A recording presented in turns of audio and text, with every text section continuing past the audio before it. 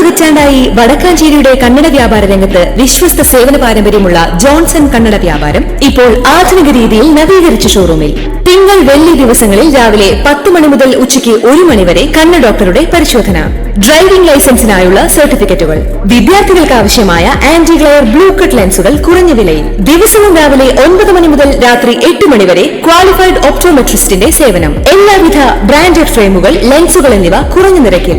Johnson Kannada വ്യാപാരം, John's tower, divine ആശുപത്രിക്ക് എതിർവശം, Vadakkanchery. Phone 94963474.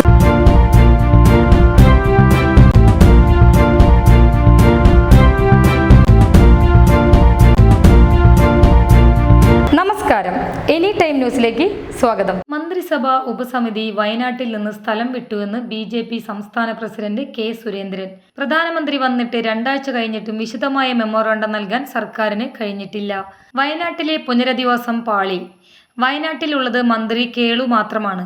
താൽക്കാലിക പുനരധിവാസം പോലും നടപ്പായില്ലെന്നും അദ്ദേഹം പറഞ്ഞു. ഇപ്പോഴുള്ളത് താൽക്കാലിക നിവേദനം മാത്രമാണ്. മന്ത്രിസഭാ ഉപസമിതി തികഞ്ഞ പരാജയമാണ്. ഫോട്ടോഷൂട്ടിൽ മാത്രമായിരുന്നു അവർക്ക് താൽപ്പര്യം. ദുരന്തം പ്രതിരോധിക്കാനുള്ള 600 കോടി ഇപ്പോഴും സംസ്ഥാന സർക്കാരിന്റെ കയ്യിലുണ്ട്.